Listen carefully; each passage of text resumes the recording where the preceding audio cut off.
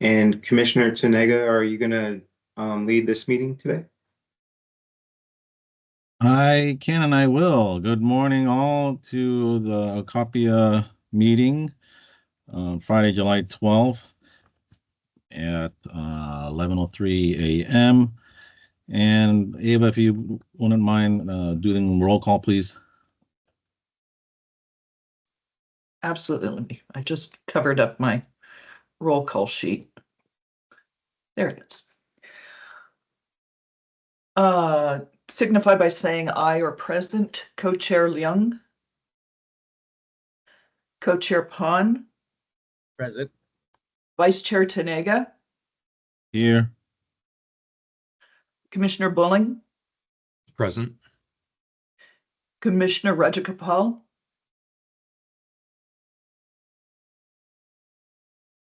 Commissioner Akaraju. Present. Commissioner Iglesias. Commissioner Dirting. Present. Commissioner Kim. Present. Representative Nguyen. Senator Dembro. Present. Thank you. Thank you, Ava. Our next item on the agenda is the agenda and a minutes approval by unanimous consent. Is there a motion to approve the minutes? I can set the motion to approve the minutes. Do I have a second? I'll second that. Is there a discussion for the minutes? Oh, I'm sorry. I have some minor edit corrections on mine. Would that be okay if I say yes, please approve the minutes with some edits? Yes, can you please, Commissioner Dirting, present the reason for the changes? It's just basically she was able to capture it, but it's not as accurate. So like, for example, when I said, the 7 statutory priorities, and it's basically, I would say, like, if we were going to prioritize that to here are my priorities. So just clarification, just for clarification, things like that. Okay. Thank you, Commissioner Dirting. Ava, would it be possible to make those changes on the minutes, please? Yes, absolutely. Thank you. Any further discussion?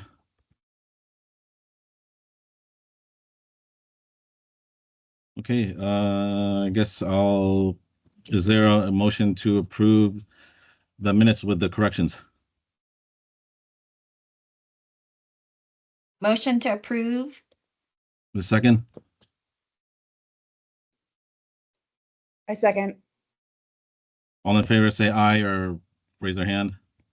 Aye. Aye. Any nays? Abstain? Okay, motion has passed for the approval of the minutes as well as the agenda. And our next item on the agenda is public comment. Ava, is there anyone in the queue?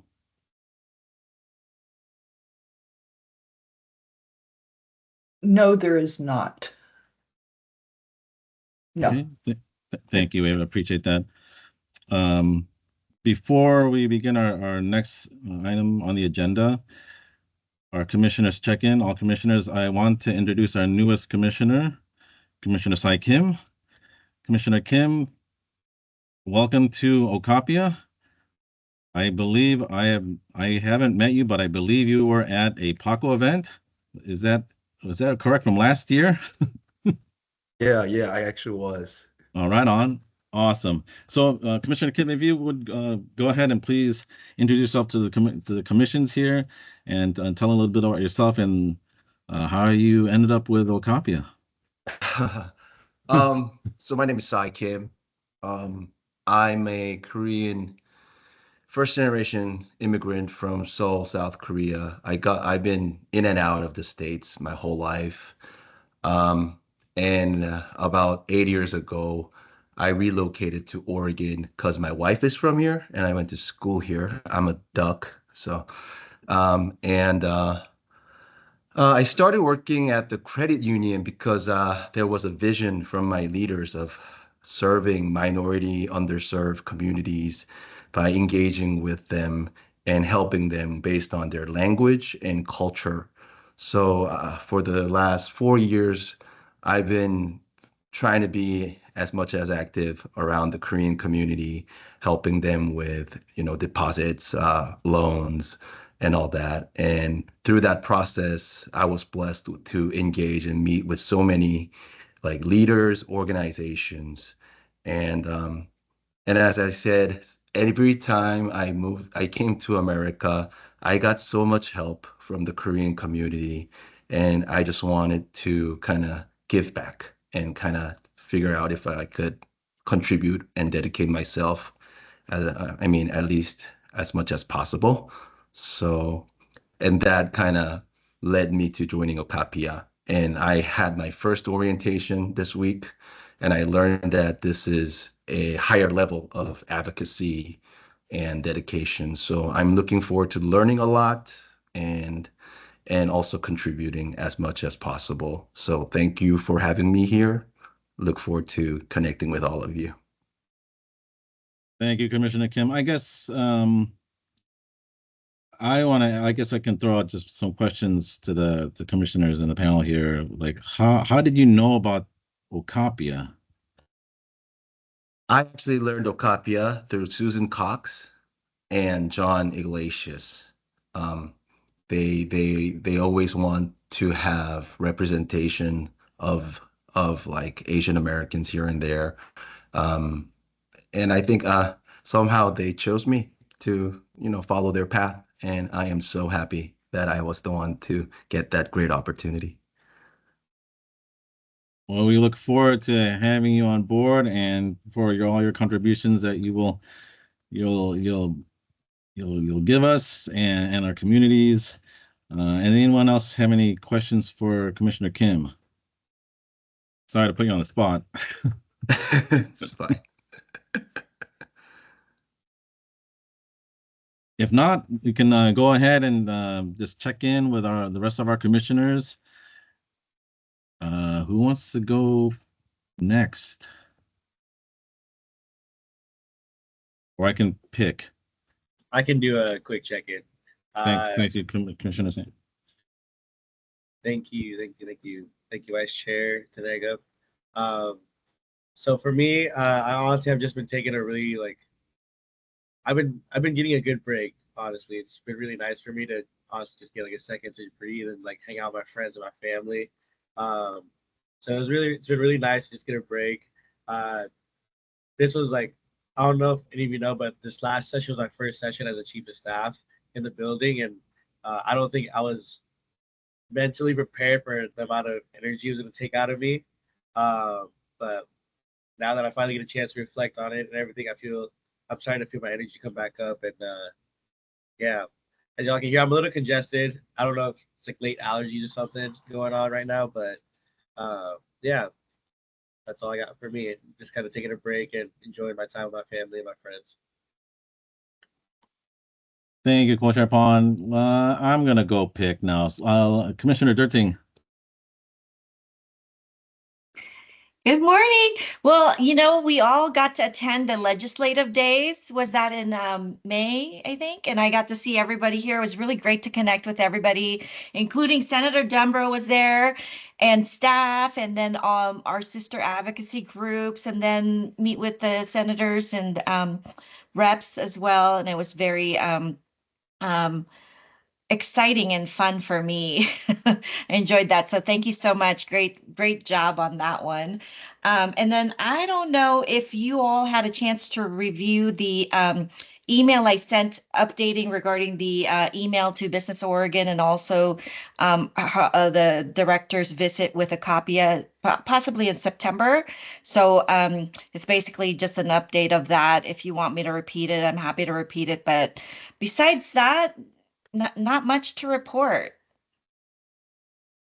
Thank you for sharing, Commissioner Dirting. Let's go with Commissioner Ragajapal. Hi, everyone, and I missed the roll call, so I am here. I welcome Commissioner Kim. I'm really excited that there's another commissioner in Eugene. I think we've met in person at an event at the Northwest Credit Union last year when OCAPIA and OCPA were hosting a listening session around education, I think.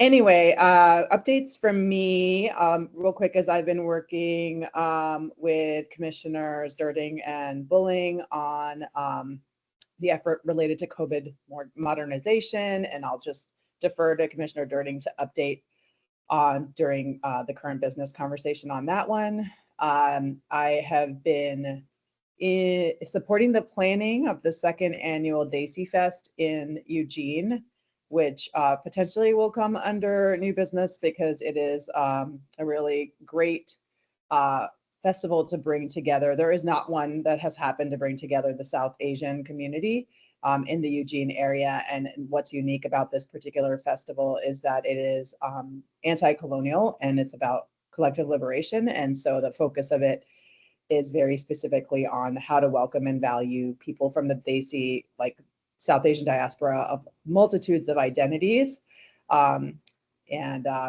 also to show solidarity. So last year there was a initiative around Black Lives Matter that happened in the festival. There were a lot of great things. So it's going to be in October, and I'm in the middle of seeking funding for that. It's pretty nominal, in terms of funding that's needed. And yeah, that's been exciting. And the final thing is, as you all know, I serve on the EJ Council. And just a quick update there is that we are in the middle of going over, multiple agencies have to report to the Environmental Justice Council on how their work every year is connected to environmental justice. They're pretty long reports. And the chair of the council, as well as the director, has basically assigned all the council members to review these reports and provide our assessment of how well the agency is doing on environmental justice priorities. It's been a really awesome process to be like assigned tasks by the director. And so I looked at the reports for the Oregon Watershed Enhancement Board, the Oregon Water Resources Department, and the Department of Land Conservation. And there are a number of other agencies. So that's what's been happening. I have nothing yet in terms of connections with OCAPIA's priorities, but I will definitely bring it to OCAPIA once I get my feet a little bit more wet on the EJ Council. Thank you, Commissioner Agrawal. Thank you for sharing. We appreciate that. A lot of information, a lot of good things happening. Let's turn it over now to Commissioner Akaraju. Hi, can everybody hear me? I hope you can. So first of all, I just want to thank Terence, Kyle, Saba, and everybody else who organized the legislative days. It was phenomenal and a great success. And not only I had the opportunity to meet with some fellow commissioners across the commission, I also was able to connect with my senator from my district. So we had a very fruitful conversation, and I'm looking forward to opportunities to collaborate with them to see what we can do together. Other than that, like I was able to take a look at what other commissions are doing, and language access is something that OHA has been working on. And that is something I think Co-Chair Leung also proposed it, and I'm really interested in looking at it in terms of a broader perspective, because sometimes we kind of get, I would say, segregated into our little groups. On my goal, for joining this commission has to be in looking above and beyond, not just representing my own community, that is NHPI community, but also beyond, because sometimes we have common goals and common causes that we can all work together, which will be actually very fruitful in terms of amplification and acceleration of our efforts. So those are some of the things I have been kind of focusing on and looking for opportunities. I also want to thank Senator Dembro, who graciously is following forward with the priority for data disaggregation. So thank you, Senator Dembro. So that's all I have. Thank you. Thank you, Commissioner Agrawaju. And with that, I will segue now to Senator Dembro. Thank you. Great to see you all. So I think you all know this is my last year in the legislature, and I already know who's going to be replacing me because mine is a district where whoever wins the primary will win the general. And in fact, she's not even challenged. And that is Representative Khan Pham. And I expect that Khan will replace me as your Senate liaison. And I may have to browbeat her to get her to do it, but I'm sure she will. She'd be obviously a wonderful member of OCAPIA. I am actually at this time planning to step down from my seat at the end of September after legislative days and bill deadlines are passed. So that she can get an early jump on being a senator. I think that actually happened to me when I moved from the House to the Senate.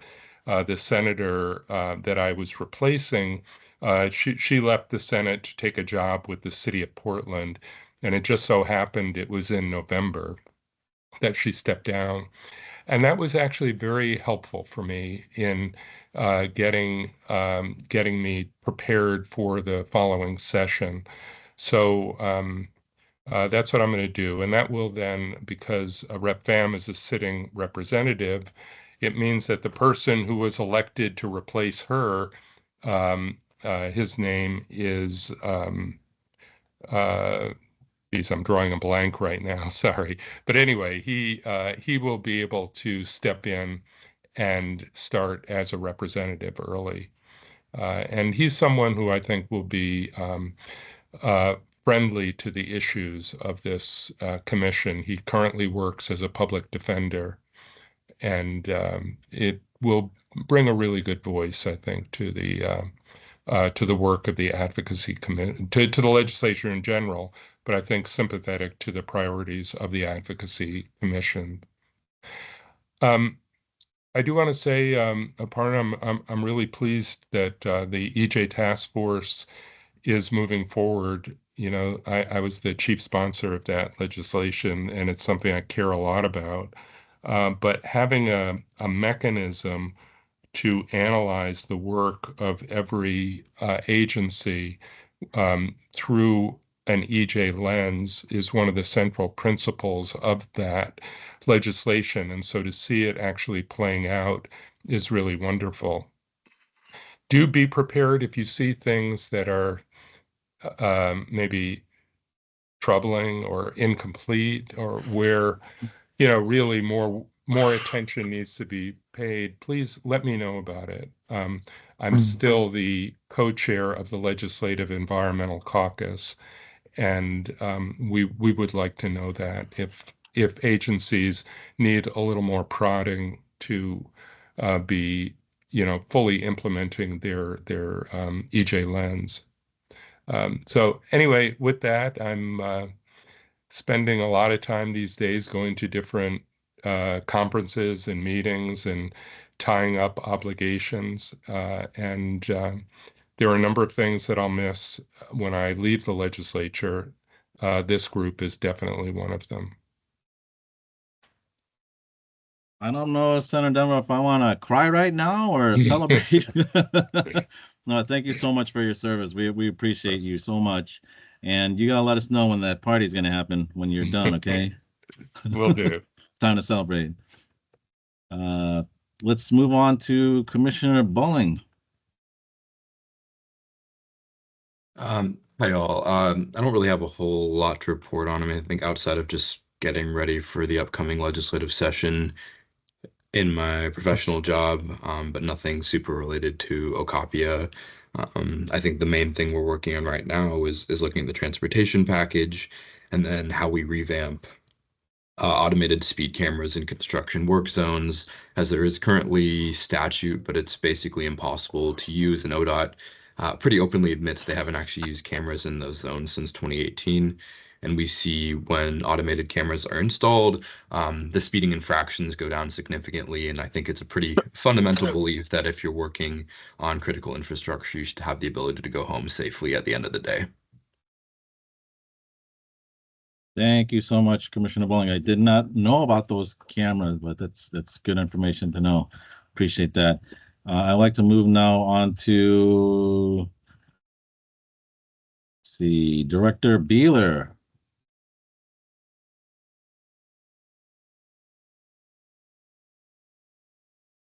Good morning. It is still morning, I believe. I almost say good afternoon there. I don't have anything to report for you all today. Just happy to be here and would also like to extend a welcome to our new commissioner, Commissioner Kim, and just would love to chat at some point, get to know you. And yeah, I will be here. I apologize. There's a little bit of a fire going on, so haven't been on camera, been getting a lot of phone calls, but I am here. So I'm happy to engage. Should my name be called, I will be listening very intently. So thank you so much. Thank you, Director Beeler. Hopefully that's not literally a fire happening, but something more figurative. It is fire season though. Thank you for sharing. Micah.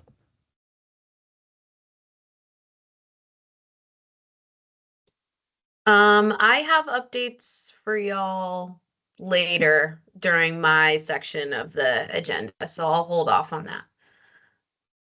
Okay, Grace. Hi, good morning. I'm on the health equity team as well, so I'll be later in the agenda, as well as Kai. I'll ask Kai if you have anything else to share. Nope. Hey everybody, Micah will be giving our update in a little bit, but it's great to be here with you on this lovely, slightly cooler Friday. Thank you, Kai. Ava. Let me turn my microphone on. I was going to mention this a little bit later on in the meeting, but I am still collecting attestation forms. I will be sending out a second email to those that haven't submitted them. I do need to have them from everyone, whether you are claiming the per diem or not. So thank you very much.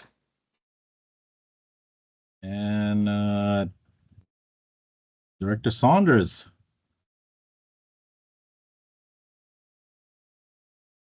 Grand Rising. I will have my update a little bit later in the meeting through the ED report, and happy to walk through that as well as some of the other agenda items that are going to be assigned to me as well. Thank you, Director. And then we have Josh. Hey, Josh, can you identify yourself, please?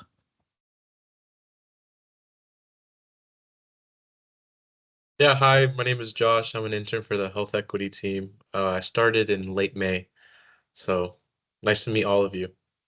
Well, welcome to the health equity team. This is the first time I've seen you. Thank you so much for joining. You have a great team that you're working with. Did I miss anyone else? Well, I guess I can, Mr. Christopher Wilson, if you want to say a little bit about yourself. I guess, let's see, what's the time? Wow, we're kind of early. That's good. If we have everyone here, no other further questions, I'd like to move on. Okay, Director Saunders. Yes, Vice Chair Tanega, you forgot your update, so I'm gonna ask you that same question. Oh, me. Right, about me. Yes, thank you. Let's see, a lot going on.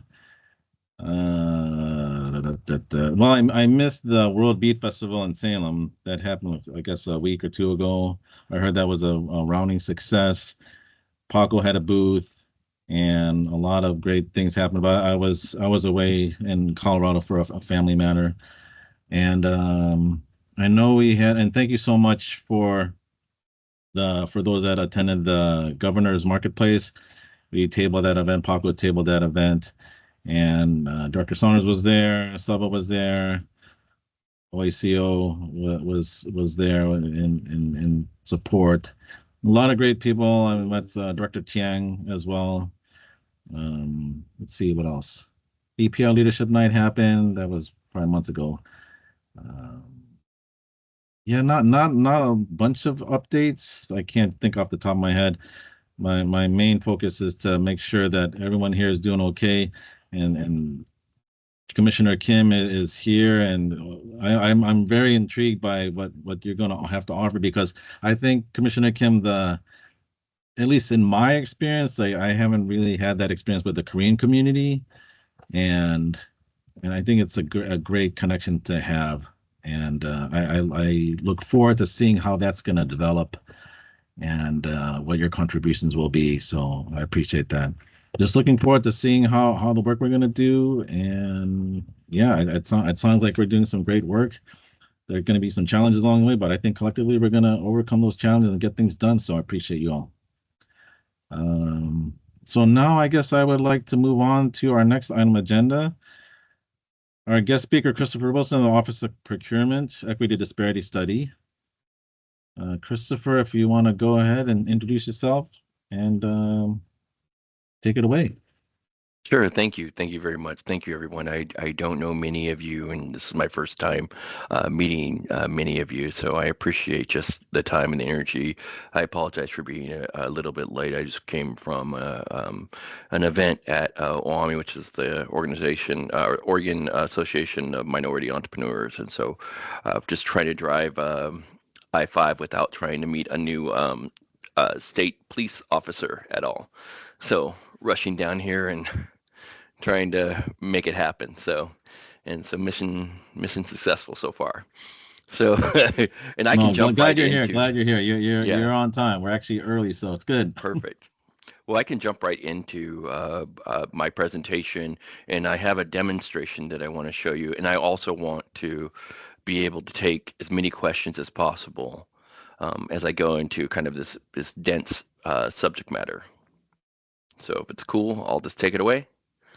All right, I see heads nodding, everything. So I'm going to share my screen, but yet I do not have the ability to share a screen. So it's all good. I got the kids version of Teams today because I don't have authorization. So if I can't share a screen, I can do other stuff. Can you share a screen? Can Christopher share a screen? I'm working on it. Appreciate that. Thank you. Yeah, Teams always has these iffy things that you may not be able to change the thing in the moment, but I will roll along. So I'll start with the story. How about that? Go ahead, Terrence. You actually should be able to share screen now, so try it again, and if it doesn't work, we'll pull a plan B. Okay, there he is. Okay, got it. And here we go. All right, I can share the screen. I can only see Terrence now, so if you nod and you see the screen, I trust that. All right, so I'm Christopher Wilson. I'm from the Office of Procurement Equity, which is a new office stood up in the Office of State Procurement Services here at the Department of Administrative Services. So I'm going to jump right in. So I'm going to give you a little bit of background of the study findings, and then I'm going to show you a little bit of equity in action, what we're doing currently in our office regarding the efforts that we've started with our disparity study and our efforts there, but also moving into procurement equity and a lot of the activities that we're working with, not only with DAS, but with many of state agencies and other partners. But I really like to start preface with a story. It gives you a background regarding why we have to do certain things and why we can't just kind of go right at equity, right at the discrimination. And so it starts with a story on regarding Richmond, Virginia. I assume many of you know about Richmond, Virginia, or know that it is a large city in Virginia, but it's also in one of the capitals. It was formerly the capital of the Confederacy. It was a center of in at one time the number one city dealing with human trafficking. More slaves were sold and bought there in Richmond, Virginia, than many of the places in the South in the United States. And there is almost about 2020, there was over 25 Confederate monuments and other monuments to just the barbarism and racism that's part of our country's history. However, the city of Richmond enacted a corrective action to give, based on parity in the city, to give 30% of the contracts to persons of color based on the population and based on the availability.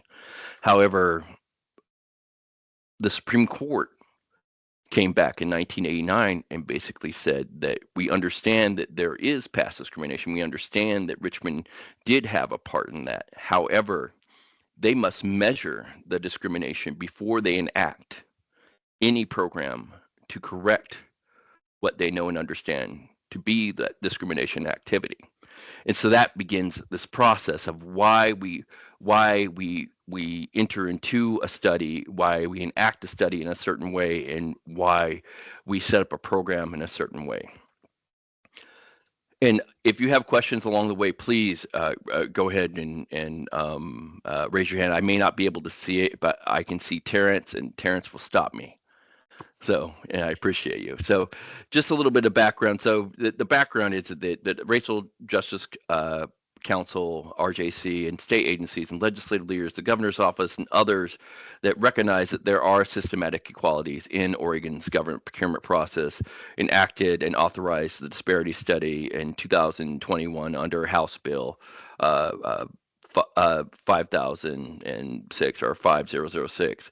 This was the first statewide disparity study in the state of Oregon since 1996, which was DAS involved in many Portland area local governments were involved in disparity study. But since then, there has been no statewide disparity study, no disparity study applicable to all state procurement.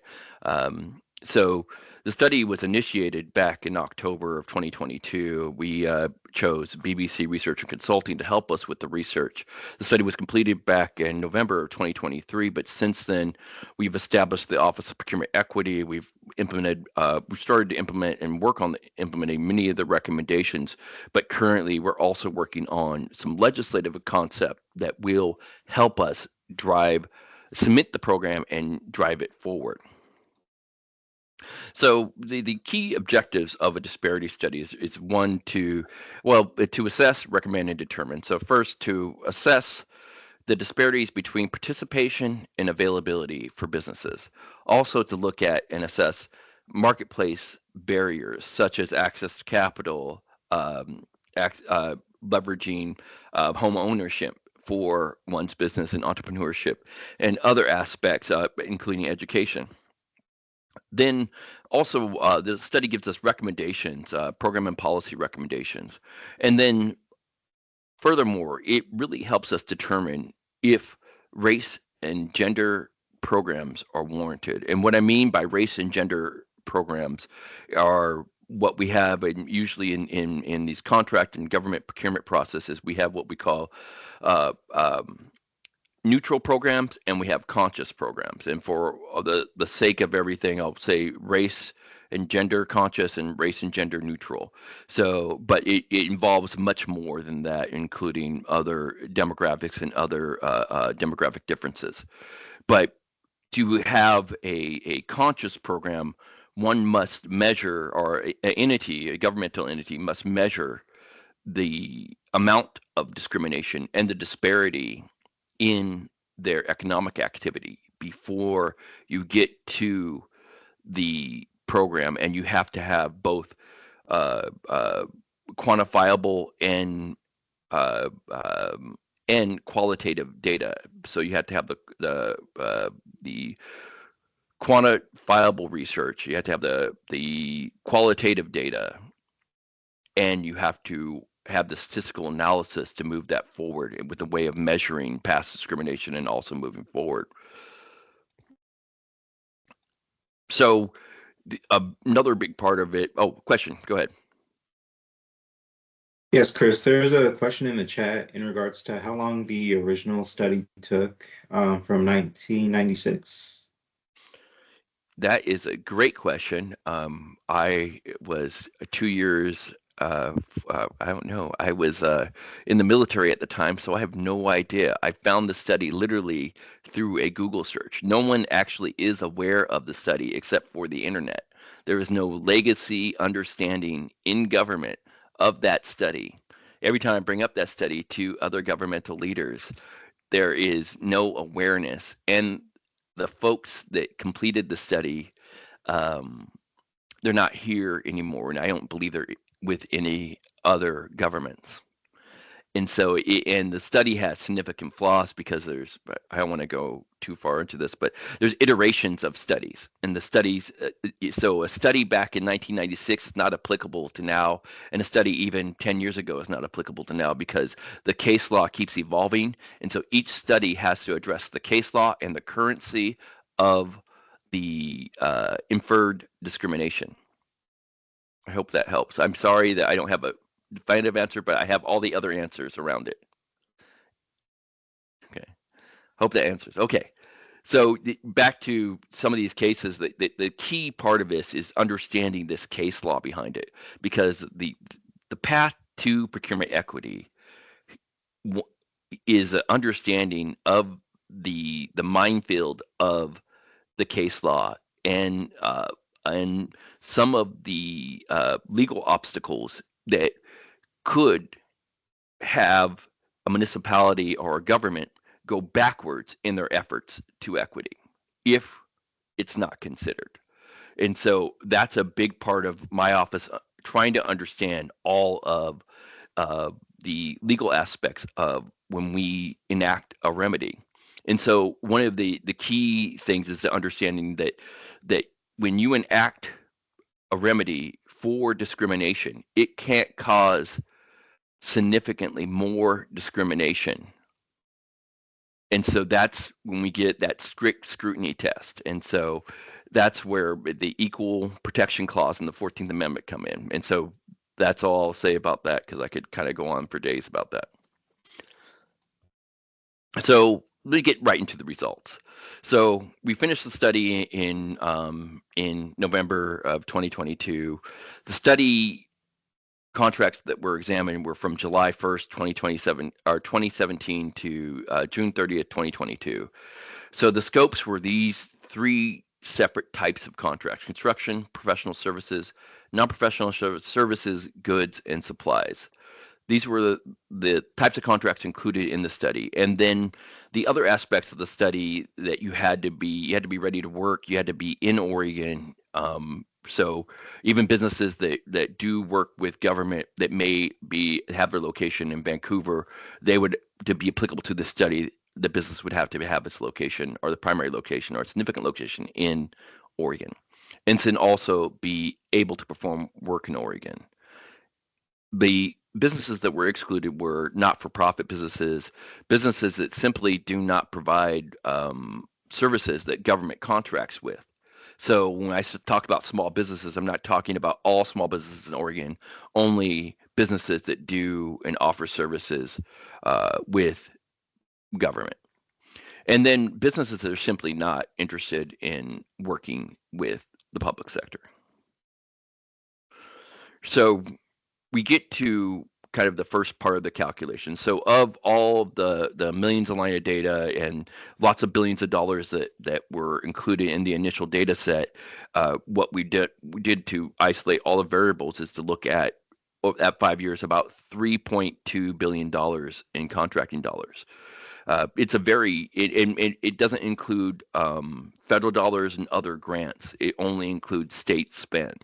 So of that state spend that was applicable to these contracts, only about 11% went to persons of color and women-owned businesses. So that's very significant in the fact that we have all of these billions of dollars available for public contracting, and we have so few of these businesses are persons of color and are women. And then this slide gives you a breakdown of those different demographic groups.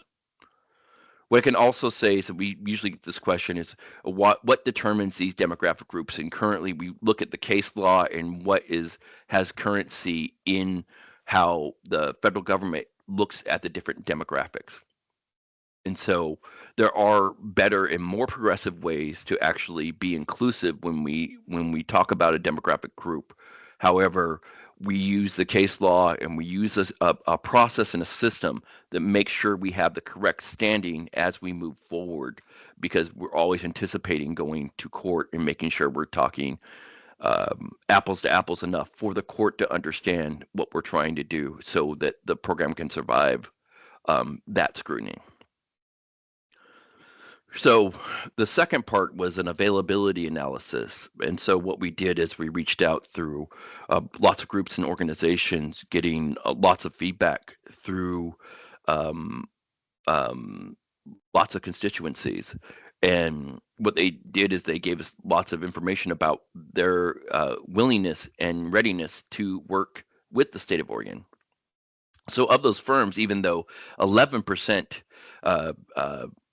of the spend was given to or was awarded to persons of color and women-owned firms, the firms were actually available at 34%.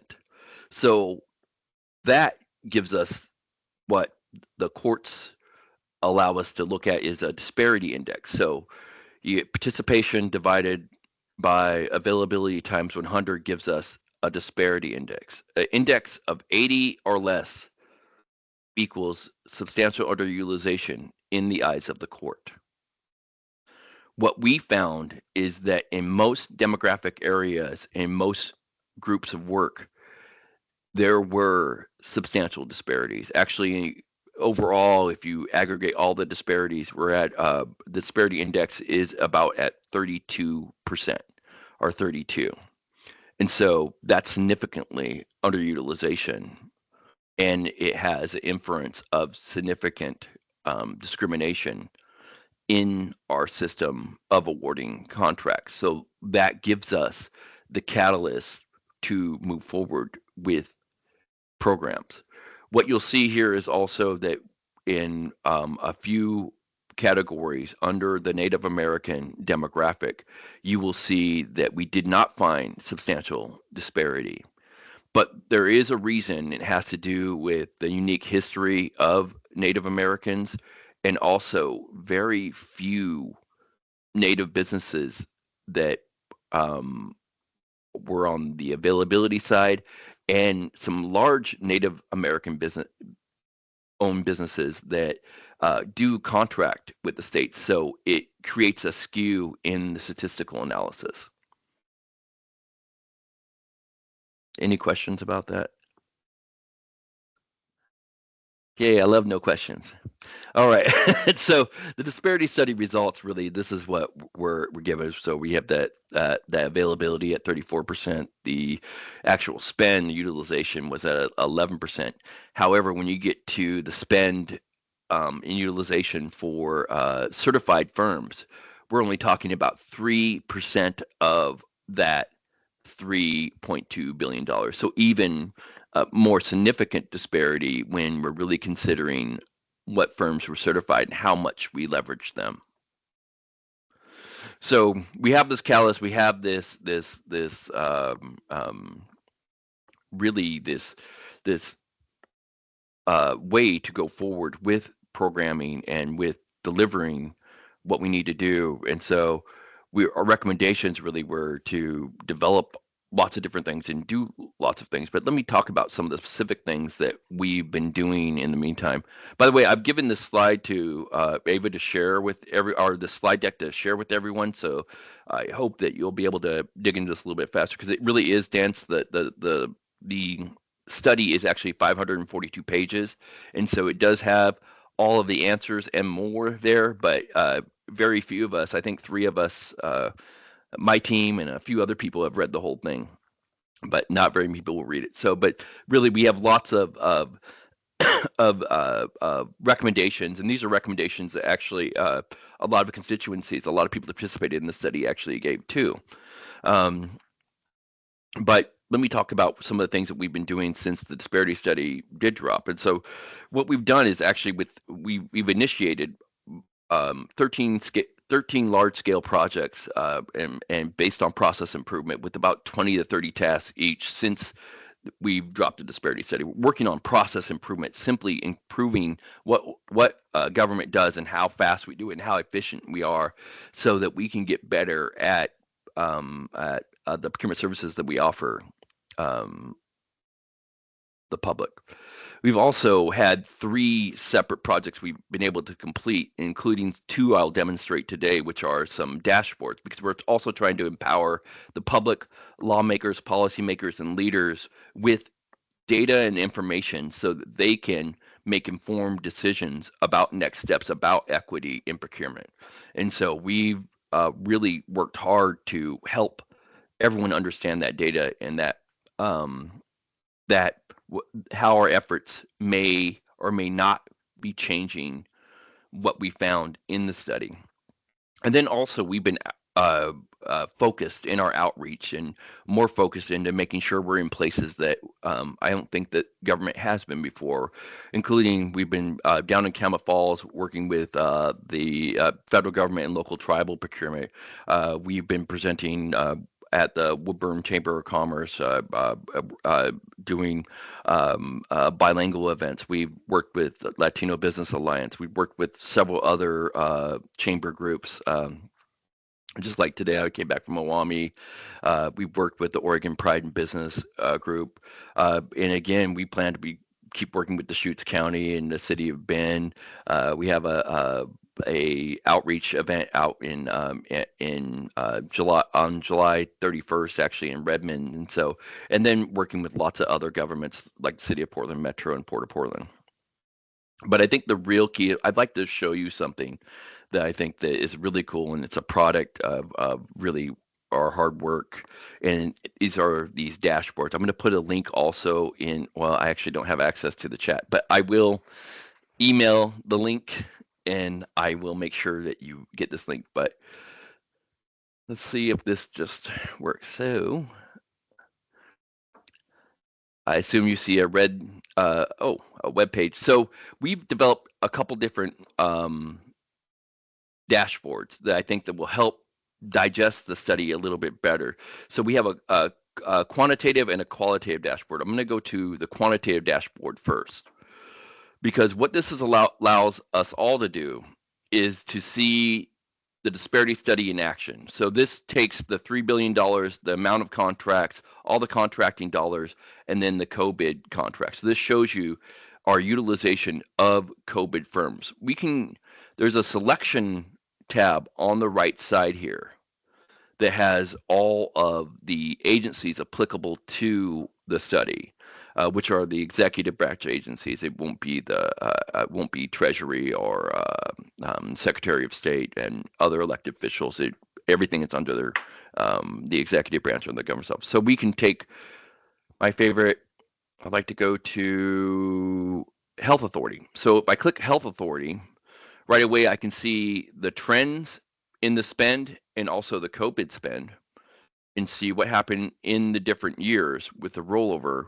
I can see the co-bid spend and the non-co-bid spend in the different areas: professional services, goods and services, construction. Oregon Health Authority is not building much right now. But if I go to the second page of this dashboard, this really tells me the breakdown of persons of color owned firms and the different demographics in those firms. As you can see, I'll use Black American or African American. Is 0.03% of the spend went to Black American owned firms. And you can also see Hispanic, non-Hispanic, veteran-owned, non-veteran-owned, women-owned, non-women-owned, and then the breakdown of the certification. And you can keep going. You can choose different agencies. Hey, I see there's a Christopher, you have a question. question from Commissioner Raghupaal. Yes, please. Hi, thank you. A really quick question. Are you in the study, did you use COVID certification as the primary indicator or the only indicator of whether or not a business is POC owned? Not at all. Okay, great. Not at all, because that's where we get to that. We have the amount of 11% utilized of person of color firms, but only 3%, not of the 3% of that total spend were COVID firms. Okay, thank you for clarifying. No problem. And so I apologize for not stating that before. And so, yes, regardless of if the firm was certified or not, they were included in the study because that gives us that larger statistical analysis. But this just helps us understand where that spend is and how to identify. And this also gives us a path forward. So, and I will put that link in there. But again, you can go down to these different firms and see what was interesting. So we went down to the Department of Veterans. And we can see here, so this is, I'm not trying to put veterans, Department of Veterans on blast, but they have no veteran-owned firms in that 5-year. So, I mean, so this just gives you an example of so there's an issue, several issues with certifications, issues with access to contracts and some other things that just seem incongruent to what our words and our thoughts and our efforts are to what we see in the statistical analysis. So let me go back to this. I want to show you the qualitative dashboard because this really gives you some of the flesh around everything that is, it really fleshes out everything that we're talking about. So this tells you that this is all the 719 survey responses, the 14 public forums, 61 in-depth interviews, and some focus groups and written comments. This is the amalgamation of that. So what we did is, so we can look at select a theme and a sub-theme. So I can go to certification, and then I can go to disadvantages to certification or experiences with the choose this one.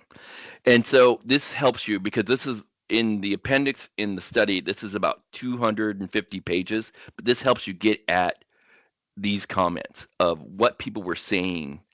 And I believe that after you go through this, you'll see lots of stuff that you will agree with, because what we've done is we took main themes out of this to help us focus our efforts into correcting those disparities found in the analysis.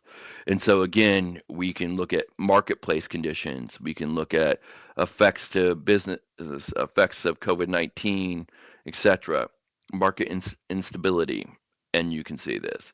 And so then there's some caveats around the data, and of course I always put my name on here so people can contact me.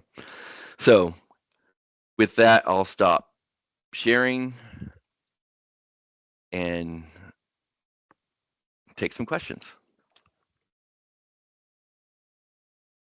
Chair recognizes Commissioner Akaraju. Go ahead.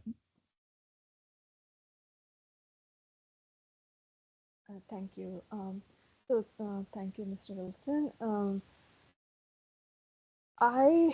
What I observed was that there is a huge opportunity for encouraging the local jurisdictions.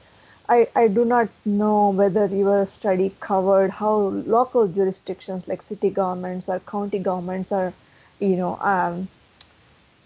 are being mindful about equity in procurement and contracting. And your study hasn't covered it, or has it?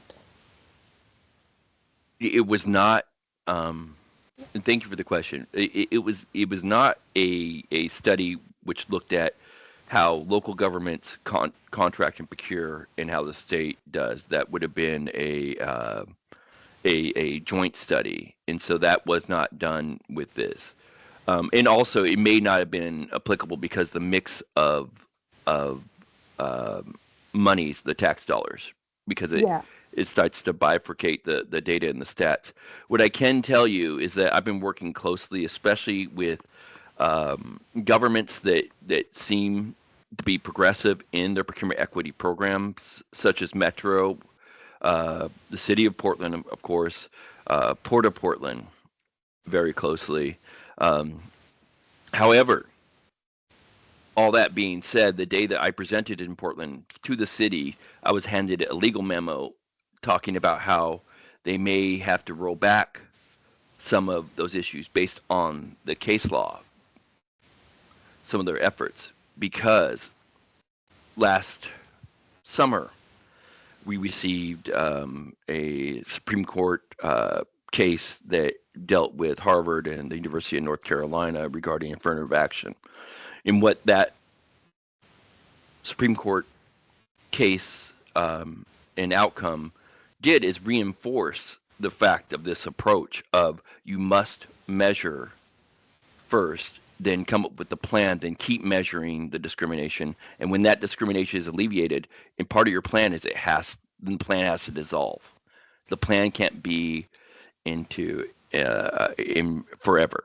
You cannot hold a different door open for a different demographic forever. Once the disparity is corrected and you have to have a plan for measuring, then you have to take it away. And what I always say is that Harvard was holding different doors open, but they weren't out there creating different types of the Harvard student in the different communities that were disadvantaged. And that's my quick way of explaining that case. Yeah. Can I ask a quick follow-up question based on Sure. that? So like I'm not even like we like at the city of Corvallis we were trying to allocate certain percentage and whatever, but the point is like there's not even equal opportunity, and there are certain loopholes in how the cities do their businesses. Like if it falls under certain amount, they can go with whoever they choose. And in smaller jurisdictions, like you talked about these three big organizations based in Portland, but if you compare all the rest of the Oregon jurisdictions, they would probably significantly, the amount of, effort that would be probably much more, it will be much more higher compared to these three organizations. So in that context, based on what my observations are and the challenges that we faced at the local jurisdiction, so are you planning to provide any guidelines, or is there, because this is something that has been going in my head also in terms of what can state at the state level, what can state do to provide guidelines or expectations for the local governments? Is there any such discussion going on? Or if not, I would request your advice as to how, as a commission, we could do something about it. Yes, I appreciate that too. So I believe that at the state level, the state in all states, they usually set kind of the initial procurement practice and precedents, and then everyone kind of follows in line. And so the state hasn't actually enacted a procurement equity program, even though there's been many executive orders and other laws, but it contradicts some of the legal feasibility of some of those aspects. And so what I believe is that as we set up our program, as we set the stage, that other governments will fall into and try to leverage and utilize the systems that we deploy, and we'll be working closely with them.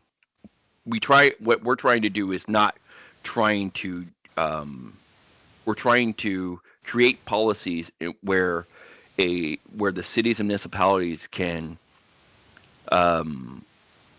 can leverage what we're doing, but we don't want to do that for them. We want to allow or not allow, but work with those local governments to leverage their own unique diversity and background and information and work toward addressing what they see in their local communities. So what we're trying to do is not dictate, but to allow that freedom for those individual organizations and governments to do what they need to do to serve who they serve.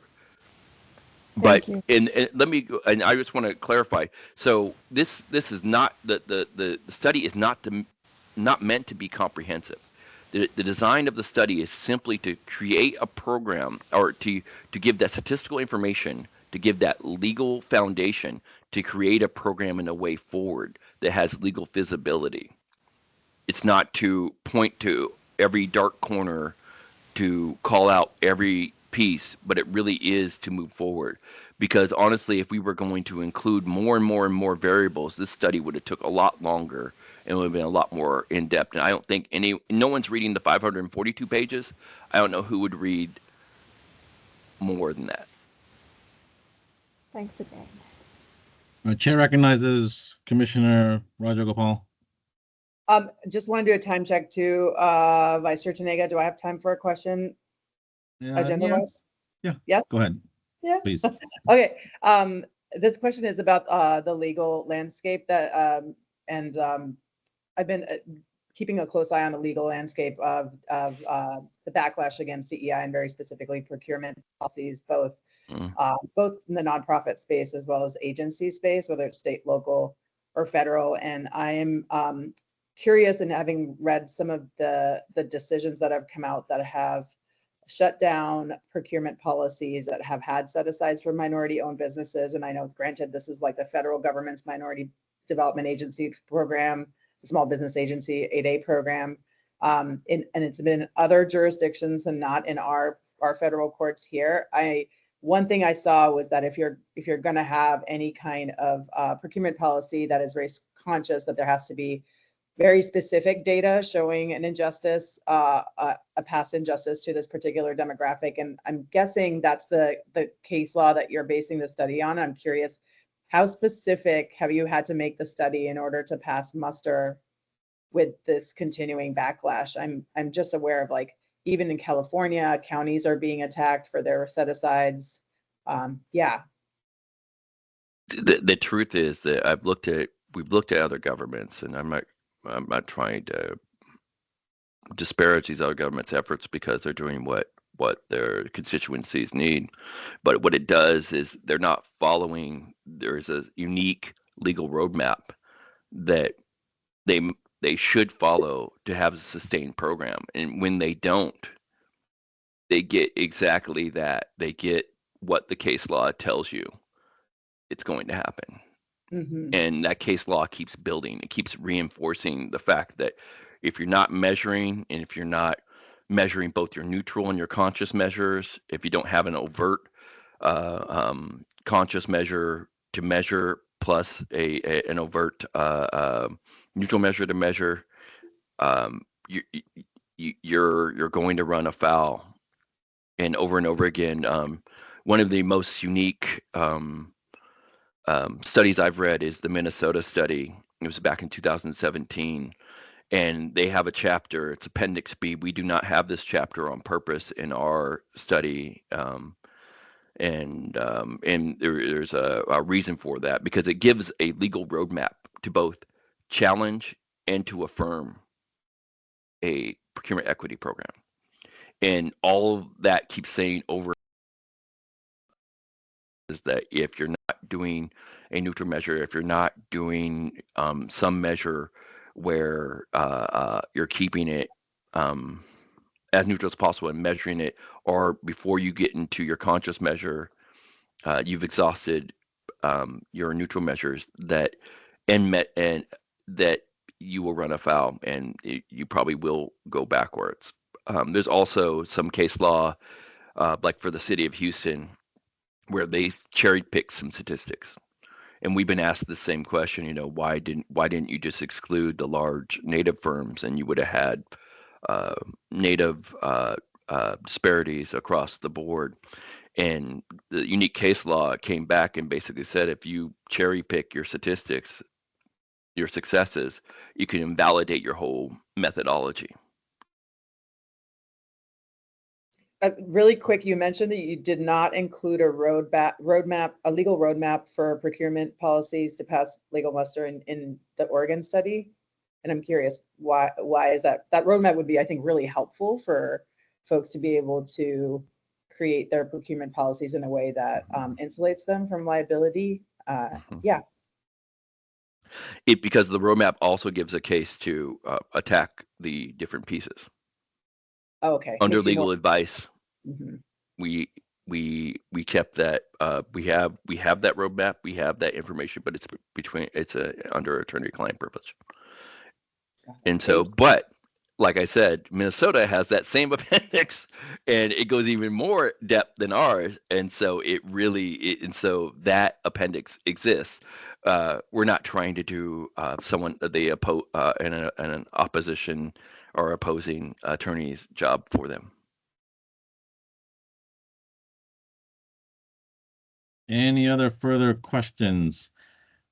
If not, Christopher, I don't know if you put your email in the chat or we can find you on the website.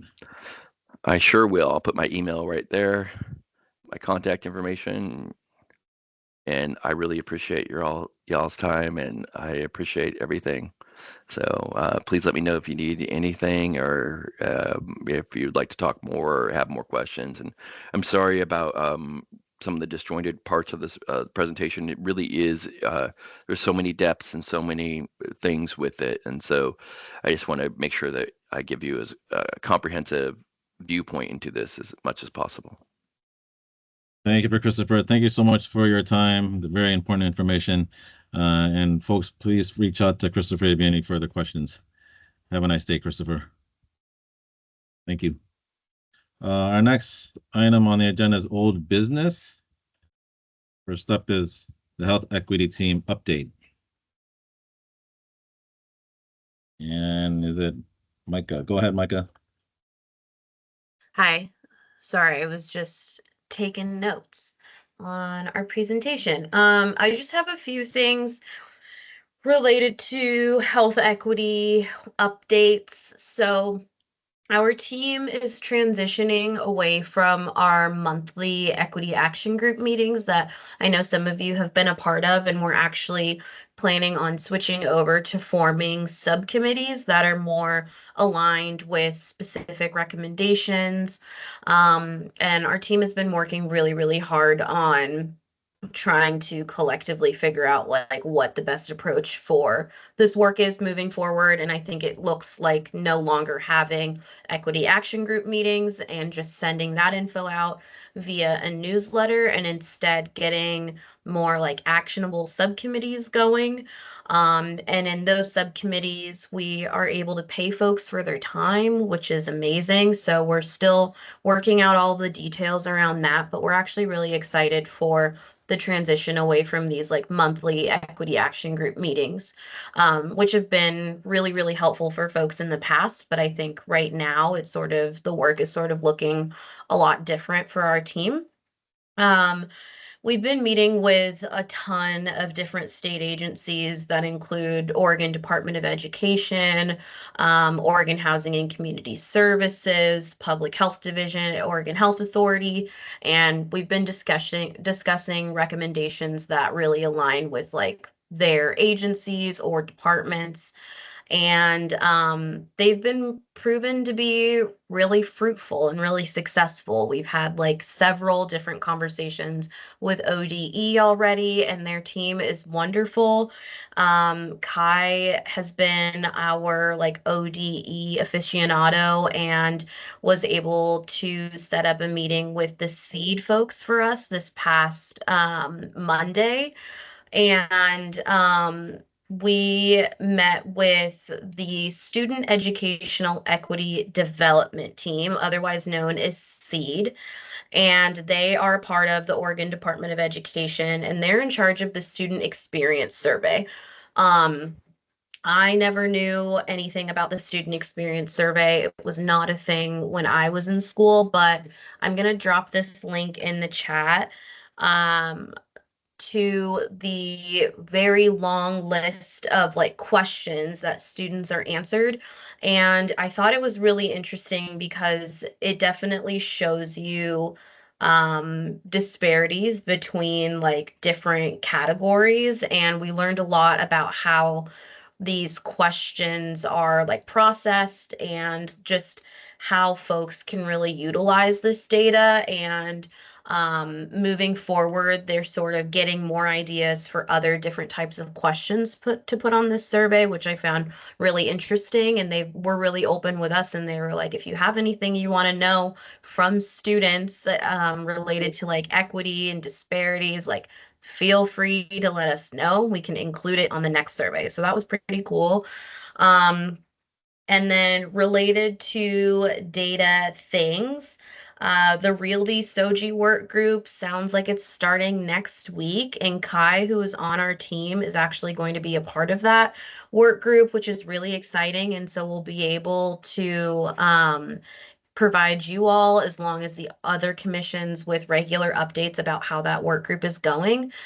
Just a quick reminder, the Realty Soji work group is a work group that's housed under OHA, and it's all about like data disaggregation and trying to just make that whole process more equitable. And I'm excited to hear more about it, especially because, again, Kai on our team is a part of that work group, and they are also our data person.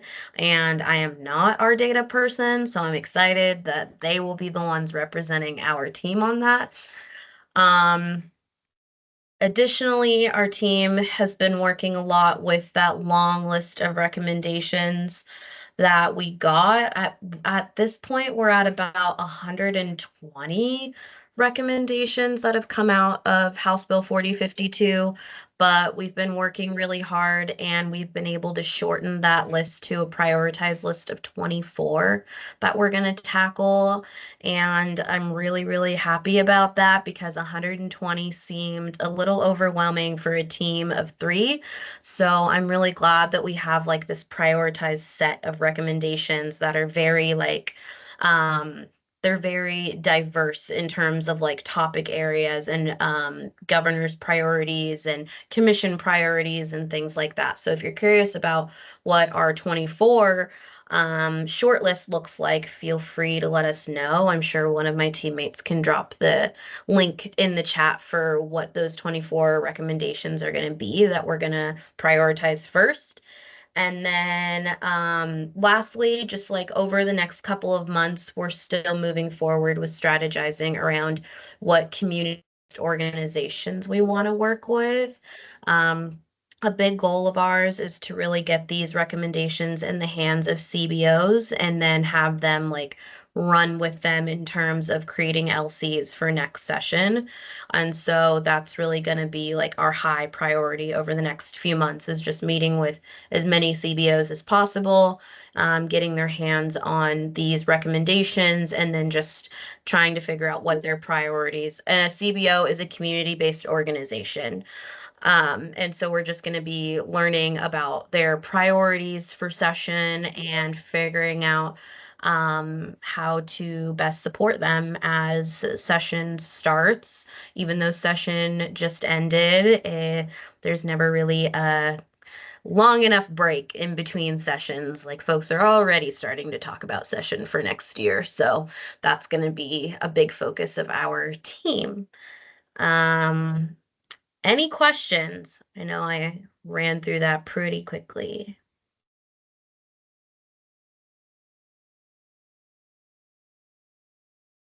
Alrighty, I'll pass it off to Terrence. Sounds good.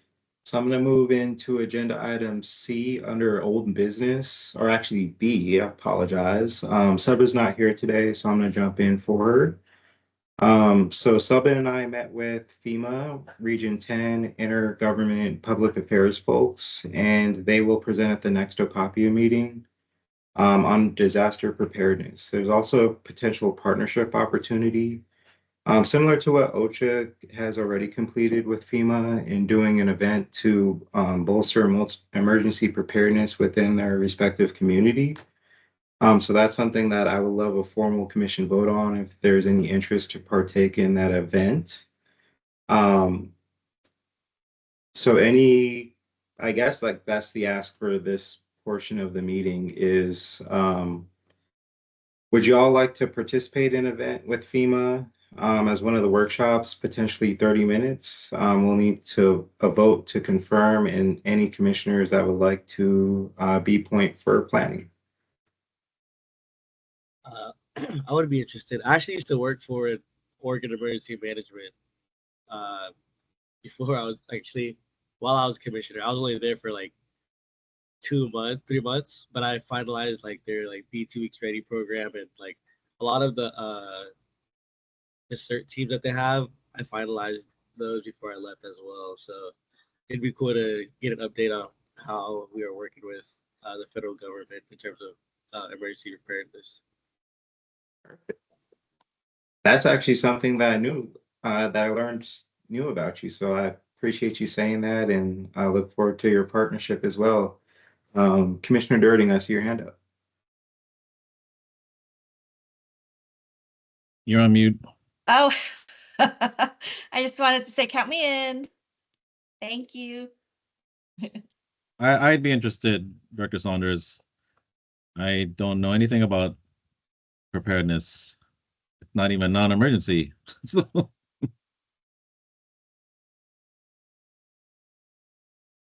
Absolutely. So this is a good opportunity to learn from them in the next meeting, as well as like understand what their ask is as far as participation on a joint event. So there will need to be a motion for it and a vote. So I will leave that up to you to discuss. before we do that, Commissioner Durton, you have a question? Sorry, I forgot to turn it off. I have no question. Thank you. I'd like to start the motion. I think, well, just if there's any discussion, we can talk about it. But I think that this would be a good opportunity for us to learn about emergency preparedness. I think a lot of people, especially in the Southeast Asian community, they do a lot to prepare in terms of like for situations, but they don't do a lot in terms of like getting their medical like situations figured out, getting their updating a lot of like in case something bad happens to them, getting that figured out about what's going to happen with their assets and with their families.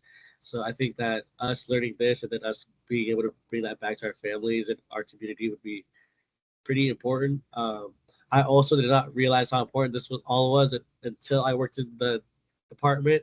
And once I worked in the department and learned about the massive earthquake that's coming to Oregon and the West Coast here within the next, I think, 50 years, a lot of people in my community probably don't even know about that happening and probably aren't ready for that. So I think it's a good opportunity to connect with our federal partners and our state partners, and then also gives a chance to bring those resources back to our communities. So I'd like to start the motion if there's no other discussion. I second. All in favor, say aye or raise your hand. Aye. Any nays? Abstain. All right, so motion has passed for collaborating with what is the FEMA? FEMA, right? FEMA. I'm sorry, Terrence. What is it? It's a federal. I gotta get on this now because that's just I keep thinking like soccer. Absolutely. So please correct me if I'm wrong, but a Federal Emergency Management Agency. Okay, got it right. And thank you for Chair Khan for dropping into the chat.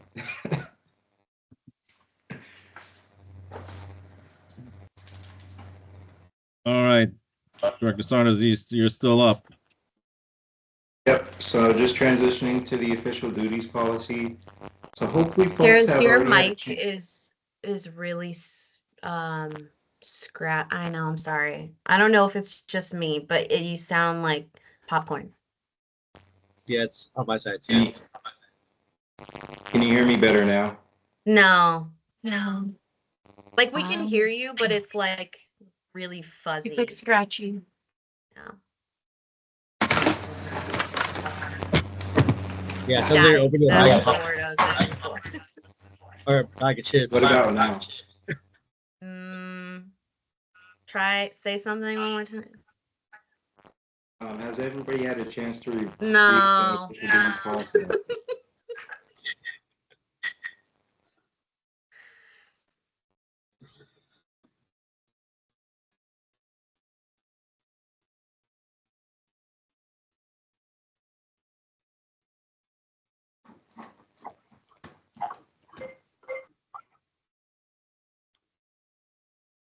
Wait, I think that was fine.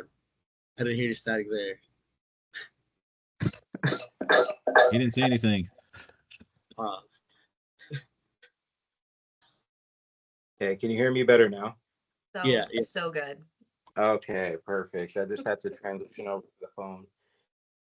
So hopefully everybody has had a chance to review the official duties policy. I sent it out a couple of different times. If folks would like me to review it, I'm more than happy to do so. Just as a quick overview, the purpose of the policy is to recommend official duties and responsibilities considered for reimbursable activities and eligible compensation activities. There's a difference between compensation. Compensation is tied to House Bill 2992, which passed in the 2021 legislative session. The ORS is 292.495, and essentially it lists like the parameters to be compensated as a commissioner, task force member, board member, so on and so forth, as it relates to working on your official duties in your capacity. The policy also reviews commissioner duties at a very high level, just listing out some duties as that was never put together before coming on board to OACO. So hopefully this policy is to guide new commissioners and existing commissioners on what their official duties encompass as a commissioner and outlaying the process for reimbursements and compensation. Any questions, comments, or concerns? Or if you would like me to go into more detail, I'm more than happy to do so as well.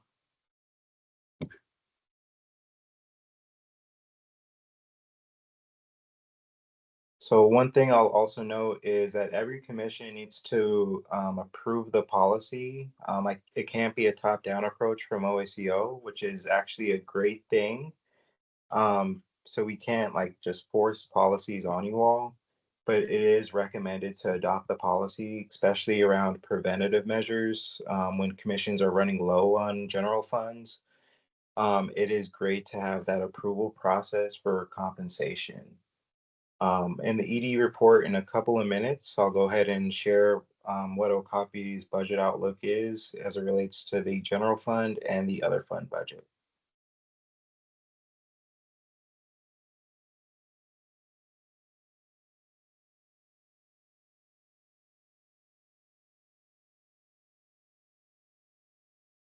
So if there's no questions, comments, or concerns, I would like to request a formal vote to adopt the policy.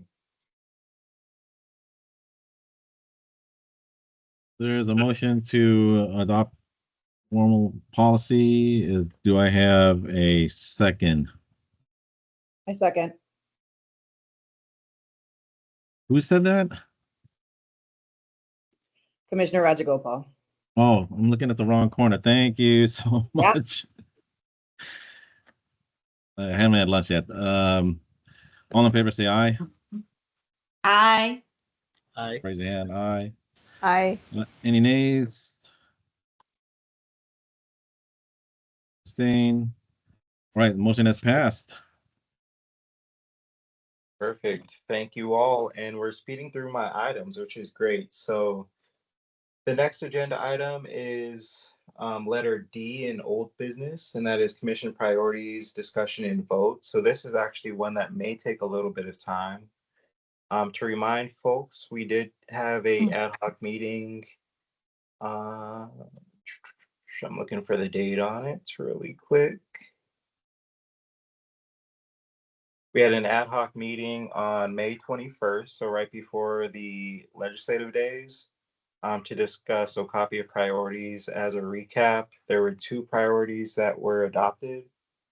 The first one is data disaggregation and collection, and the second is COVID modernization, tied to the disparity study.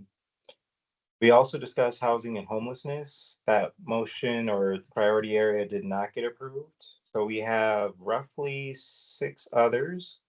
Those 6 are behavioral health, early education, civic engagement, childcare, language access, and strategic plan. I'm also going to drop those into the chat just to refresh folks' memories. But I think we can go down the list and kind of talk through each one if OCAPIA would like to adopt those as priorities.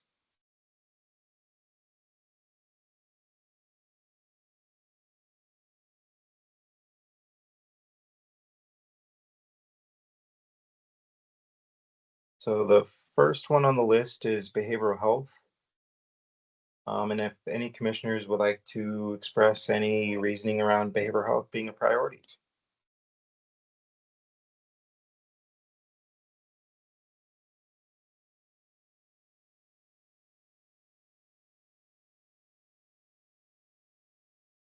I don't have any comments really, but I mean, I think this one is something that is a big issue in the Asian community. So I definitely feel like this is something that we should prioritize.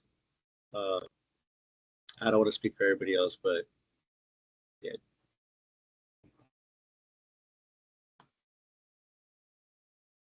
I would have to agree with Co-Chair Pon on behavioral health because it does tie into homelessness, houselessness, and it's affecting our younger generation and obviously our adults as well and older. So I am in agreement with Co-Chair Pon.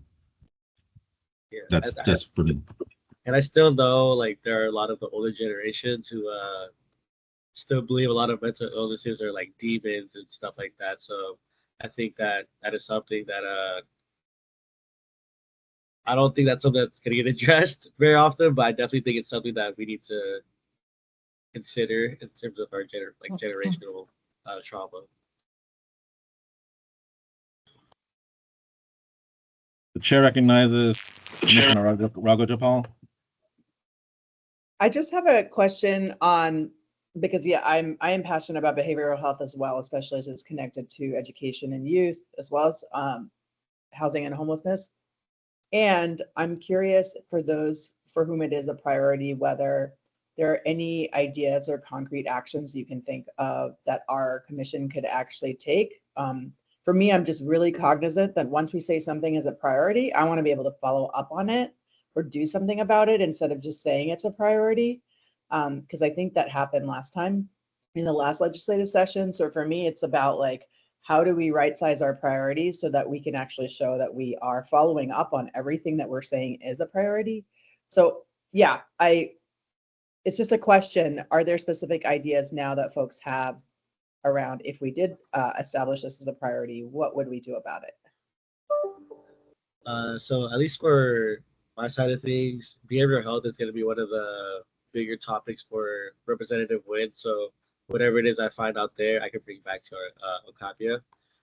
And that goes as well for early education and childcare, because again, those are a lot of these things are kind of her priorities this upcoming session. So a lot of let's see, I think the only one that might be actually no, I think all these are part of what Rep. Wynn is hoping to tackle on this upcoming session. So I can try to keep everybody as updated as I can in terms of what bills are coming out. And I know that Director Saunders and the rest of the OAC office has been done a pretty good job in terms of perfect. They're tracking like projects that are coming up. So And from what I'm gathering, oh, I'm sorry. Raise my hands. Go ahead, Commissioner. I'll go after. From what I'm gathering too, there's a lot of, there's a lot of data on Asian Pacific Islander and behavioral health disparities. Based on that, then we could also, when there's advocacy work for it, we could make sure that it's equitable for AAPI. And then I'm not sure yet with regards to specific initiatives, what we could pursue, but it seems like there's going to be plenty as we dive into it, that I'm happy to be part of a team that spearheads it, whatever that may look like in the future. Yeah, and just something quick. Sorry, Director Saunders. But this upcoming session will be 6 months. It's not going to be like this year's where it's 1 month and like this year's was so fast. Everything's happened so fast. But this upcoming one in 2025 will be from not June, January until I believe middle of June is when it's done. So we'll have a lot more time in terms of preparing and getting out testimonies, and I think there's going to be a lot of opportunities for in-person testimonies as well for all of us. So uh, thankfully, we have a lot of time this time around, and I hope that uh, all of you reach out. If you don't have my personal cell phone number, I'll put it in the chat, but please reach out via text. This is the best way to contact me.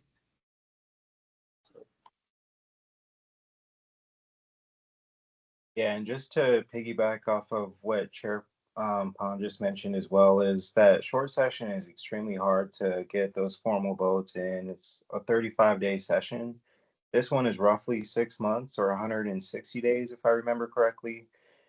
So there's going to be plenty of time. We're also going to get the bills more than a day in advance. So I think there's going to be plenty of opportunity to kind of coordinate the different priorities of the commission.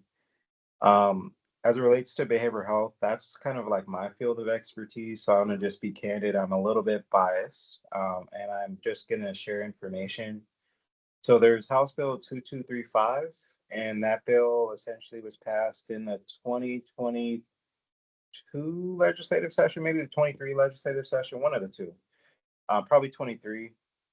And that bill essentially created a work group to look at a couple of different things like administrative burden, diversify the behavioral health workforce, lower requirements for like paperwork, so on and so forth. And that may be something to take a look at or invite them to one of the future commission meetings.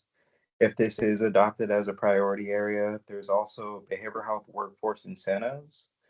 And that bill essentially gave out $80 million to the community, focusing on clinicians of color. There's a lot more work that needs to be done in that regard to be at pair with the state's demographic, as it relates to NHPI providers across the state and all of the tiers within behavioral health, starting with the certified, going all the way up to the masters and doctoral clinicians. So just adding that 2 cents. And Director Beeler, I did see your hand up, so not sure if you had anything more to add. Yeah, you did a great job there, Terrence. I was also going to mention a few of those items, as well as just remind folks that behavioral health falls in line with the governor's priorities as well.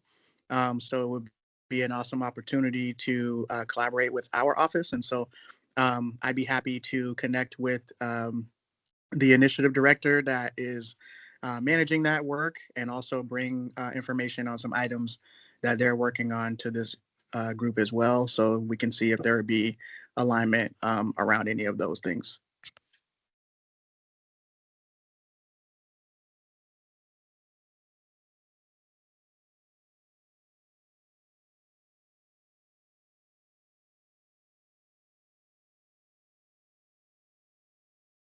So I think for this item, if folks have anything else to add, it may be good to take a vote if behavioral health should be a priority. I move to create, how do you say it? Create behavioral health as a priority for OCAPIA. I'd like to second that. All in favor, say aye. Or raise your hand. Aye. Aye. Any nays? Abstain? Right, motion has passed behavioral health as a priority. Perfect. So the next one on the list. still garbled there, Terrence. Sorry about that. It's just so That's easy to better. click the screen versus the phone. So priority area is early education. And if folks would like to discuss that as a priority. And Commissioner Durding, I do see your hand up, so not sure if that's a. Oh, yeah. Is it okay if I just also just backtrack real quick to the houselessness as an issue? So we don't have enough data about Asian Pacific Islander, or there is some data, but it looks like that's in the grand scheme of things might not be a priority for Asian Pacific Islander. However, there's an opportunity for us to still participate and engage in work regarding houselessness. And one of the things I was requesting and proposing to Executive Director Terrence Saunders is that we have a seat at the table in the Governor's Council. So the governor has a council on Environmental Justice Council, which we have a seat at that table. Commissioner Rajagopal is on that seat. There's also other council like Early Literacy Educator Preparation Council, Racial Justice Council, Wildfire Programs, and then they have Housing Production Advisory Council, and lastly, Interagency Council on Homelessness. So I think Director Saunders is following up with the governor's office to see if we could have a seat there. So even though it might not be a priority for us in this commission, there's an opportunity to participate and ensure that there's equity for AAPI in those a representation in those council. Just thought I'd share that. Thank you. Absolutely. And just a very quick comment on that. So that's an active conversation that I'm having with the governor's office. Currently working on creating those councils and like building them out. So there may be some information coming in the fall or winter towards the end of this year. So stay tuned and I will get back to you in regards to that ask.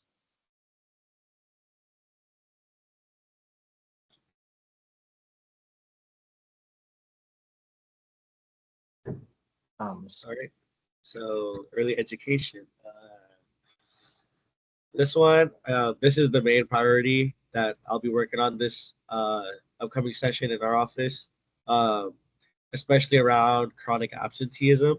Oregon has one of the worst student attendance rates in the nation at the moment. And I believe I think before COVID, we were at 20 something percent in terms of like kids who fit in that chronic absenteeism rate, which is, I believe, missing 10% or more of school. Since the end of COVID, I think it's jumped to over 50%, and like a large portion of Oregon, not just like the metropolitan area, but even in the rural areas, we're seeing kids not show up to school. So that is one of our bigger focuses this upcoming session. And I believe that a lot of this could be another topic of discussion, but I think there needs to be better, just like this desegregated data regarding Asian communities, because I truly believe that Southeast Asians, like outside of the big Vietnamese community, the Mien, the Hmong, the Cambodian communities, they fall through the cracks a lot, and they don't get a lot of that representation. So again, that's another topic of discussion, but I definitely think that this is something that happens in our communities, especially in the Pacific Islander communities as well.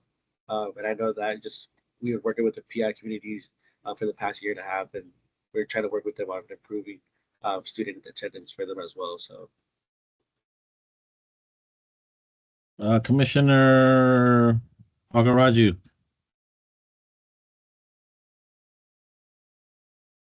Yeah. Oh, thank you. Thank you, Commissioner Co-Chair Fan and Commissioner Co-Chair Tanega. So the question that I have is the topic, as I see, is early education. So how do we define early education here, and how is it related to absenteeism? So that's my question, because again, speaking about the demographics is a different thing in terms of the student groups themselves. Are they pre-K to K5, pre-K to 5, or at what level are we, because if you say education or K-12 education, that's another topic. But here we are specifically saying that it is early education. And as from my limited understanding, I understand that it is anywhere from pre-kindergarten, probably up to 5th grade, maybe. So I just want to be, informed as to how these two are related here, the absenteeism we are talking about and the early education being chosen as the priority topic. Thank you.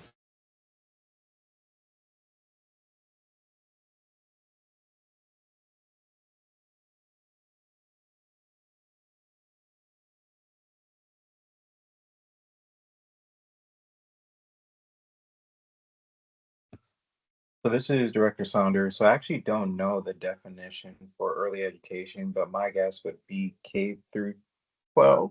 But I am not an expert as it relates to that focus area.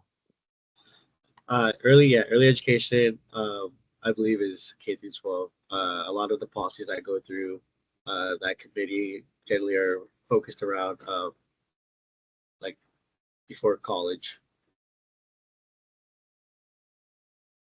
I believe a lot of like so far what I've seen as well as a lot of the policies that do come through though really focus on transition ages. So we're talking like kids coming from preschool to kindergarten or uh, elementary to middle school to high school, that kind of like range. So I don't know if that helps.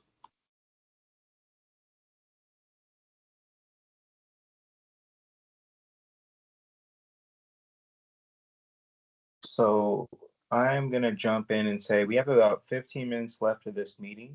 It may be good to take a vote on early education as we have about 4 others left to take a vote on. But it's all us also up to you all to determine if you want to skip one. If there's one that speaks out to you, I would say it may make sense to go ahead and voice your opinions now and prioritize. But I would love for a vote on early education if there's no more discussion. I'd like to make the motion to make early education one of OCAPIA's priorities for the 2025 session. I second. All in favor, say aye. Aye. Aye. Any nays? Aye. Any nays? Abstain? Let's go. Okay, motion has passed for early education to be part of the priority for 2024, 2025.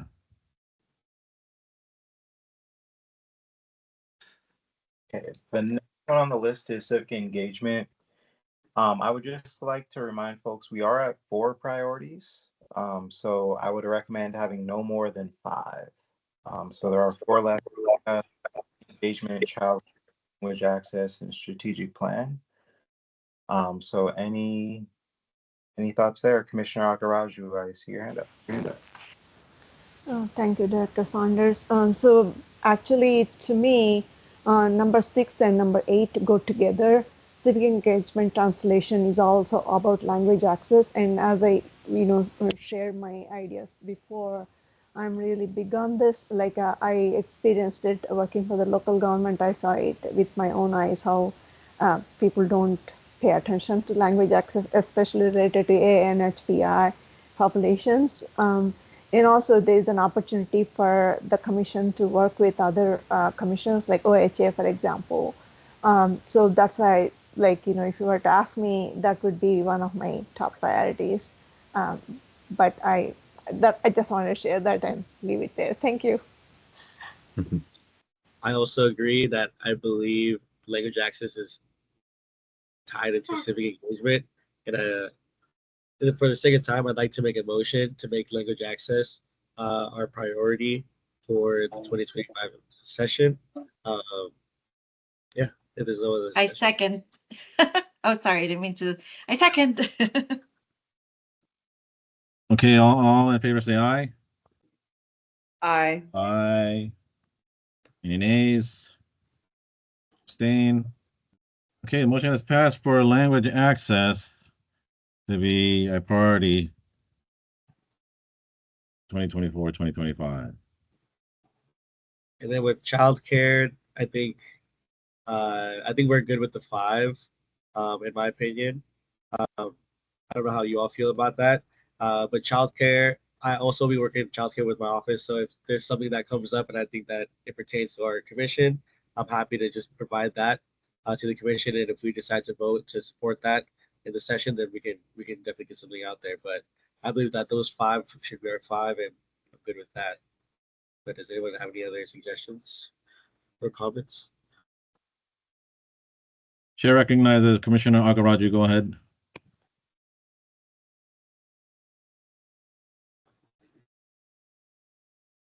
Sorry, I don't think I raised my hand. Maybe it was a mistake. Sorry, thank you. Director Saunders. You had your hand up, but now it's gone.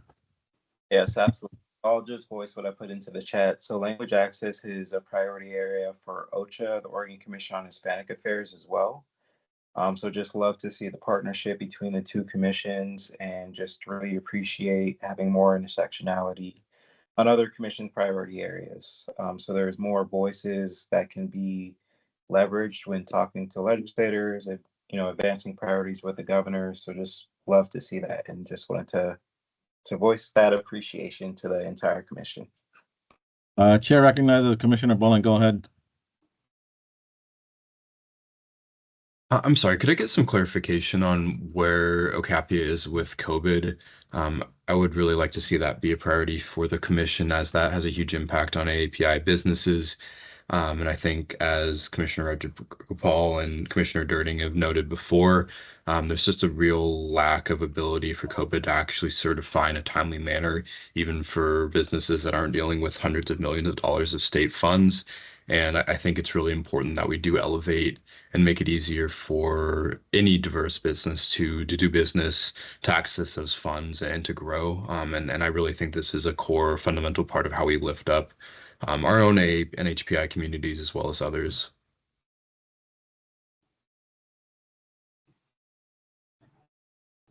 Absolutely. So I'll actually just jump in right now. So there's 5 different priorities. So data disaggregation and collection is priority number 1, and they're not in any rank order. So I just want to be clear in that. COVID modernization is still a priority. So that is something that's still going to actively be worked on. Today's conversation around was just to build out the other priorities as we ran out of time on May 21st. So hopefully that clarifies the question or comment.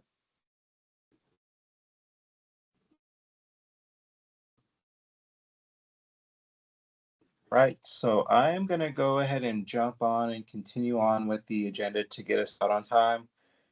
So text forms or self-attestation forms went out. Please respond to the email that Ava sent out a couple of weeks ago. We do need that from all commissioners, regardless if you're going to be eligible for compensation or not. We need to have those on file. Ava, do you have anything else to mention in that regard? Hold on, let's see. Yeah, so this is based on tax year 2023. So whether you are claiming or you're qualified or not, I do need to have a response back from all commissioners. Thank you.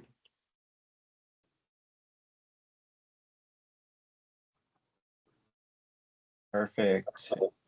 I'm gonna go ahead and jump in with the last agenda item that I have assigned to me, which is the interim executive director's report. So I'm actually gonna go ahead and share my screen if that works for everybody. I do have an open-ended question. Have folks been able to access the SharePoint link?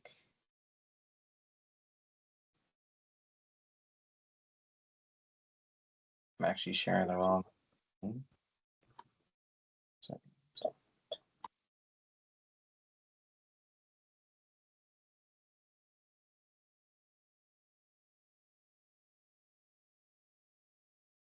So have folks had difficulty accessing SharePoint?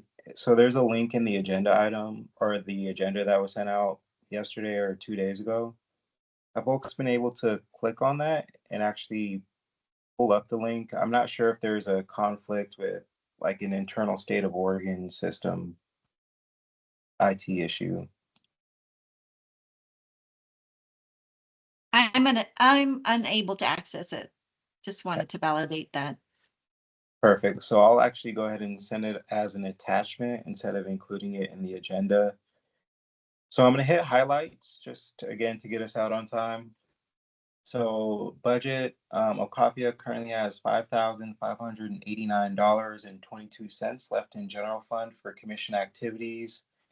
And that's for the entire biennium that ends June 30th, 2025. And currently there's about $1,500 or $1,571.59 left in OCAPIA's other funds account. And that can be used for commission activities, events, food, so on and so forth. So there's plenty of room to plan different events. If you are interested in holding another event, it would be great to hear that a couple of months prior to the event takes place. Under Commissioner recruitment, so on May 31st, Commissioner Kim was confirmed by the Senate and joined as an official commissioner on the 5th of June. And we also held our new commissioner orientation last week on July 9th. So just welcome to Commissioner Kim. And just a reminder that it is a good time to always recruit new commissioners in case if there's vacancies on the commission. So just actively within your communities, of course, talk about the work that you do as part of the commission and voice that it's a great opportunity for folks to participate within state government. The next item that I'm going to go over is the internal work updates. So we've created an onboarding checklist for new commissioners to ensure that there's an official onboarding process to track information being presented to commissioners and increase accountability within the office itself, providing clear and consistent information for all new commissioners. There were 5 new commissioners that were confirmed in May, and all 5 were in attendance for the onboarding. We're also continuing to work with the agency or work on the agency's request budget. That's actually taken up a lot of my time this month, which is creating the budget narrative for the agency as part of the ARB or agency request budget. In addition to that, we've been working with the governor's office on POP and LC request. POP is a policy option package and LC is a legislative concept in this context. So 2 legislative concepts have moved forward that we're working on actively, which is statute standardization across all 4 commissions and like essentially revising the statutory language. Once it's drafted formally by legislative council, I would love to talk through those items in the next commission meeting as an agenda item to walk through what the new statutes could potentially look like, of course, with your approval and feedback. The next one is administrative change to executive director. So that's just changing the statutory language as it refers to the position that I'm currently in as administrator to executive director. That's just going to align with DAS, Department of Administrative Services, classification and compensation positions essentially. So that's the reason for that change. And it's just a one word change. In regards to the policy option packages that we have the green light to move forward at this moment in time, are extending the health equity team to June 30th, 2026. And that's the sunset date for the bill, House Bill 2925, which builds on House Bill 4052 that passed in the 22 session. The next one is establish 2 new OACO staff to support the work of the advocacy commissions, and they would start not on July 1st, 2024. That's a typo. It's actually July 1st, 2026, when those positions end for the health equity team. The other POP that we received the green light for at this moment in time is language translation services in public meetings. And that's something that's going to be actively priced into our budget on a go forward basis into the next biennium. So we won't need to seek for additional grant opportunities to provide that service that is now a priority of OCAPIA and as well as OCHA. So the next item is joint commission meeting. We have a date set for August 30th of this year, 9 to 4 p.m. in Salem. We're currently working on a draft agenda, and there has been an email going out to all commissioners for folks that would like to participate and build that agenda out. So be on the lookout for more formal calendar invites in the coming weeks to start working on that agenda. The next two items I'm actually going to skip because that was part of the White House initiatives update that I provided earlier. And last but not least is activities of sister commissions and agency. So commissioners have expressed interest in hearing from the governors or interest in hearing the governor's priorities for the advocacy commissions. We're actively working with Director Beeler as well as Maya to set up a reception or a meeting with the governor. That's likely going to happen in the fall or the winter time of this year, but it is actually something that we have movement on. The next two are just updates. So OCFW, the Oregon Commission for Women, hosted a Missing, Murdered, and Indigenous Peoples Lunch and Learn on May 17th. That was in Portland, and we just appreciate y'all for attending. And then the last update is the different initiatives that commissioners on OCAPIA have attended as it relates to speaking engagements. Not going to go through each one, but we definitely appreciate commissioners jumping in and providing your expertise to benefit the community in multiple ways. Any questions, concerns, comments?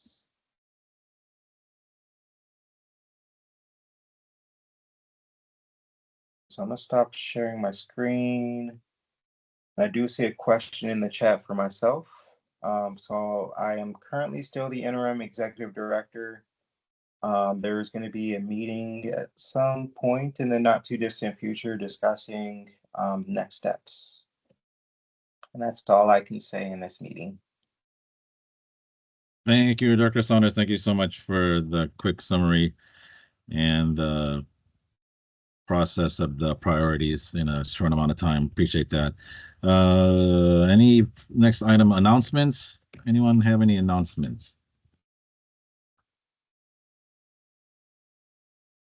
Any upcoming events? I know I have one. August 22nd with Paco is a rooftop event at the EcoTrust building, 5:30 to 8:30. Please register at paco.org.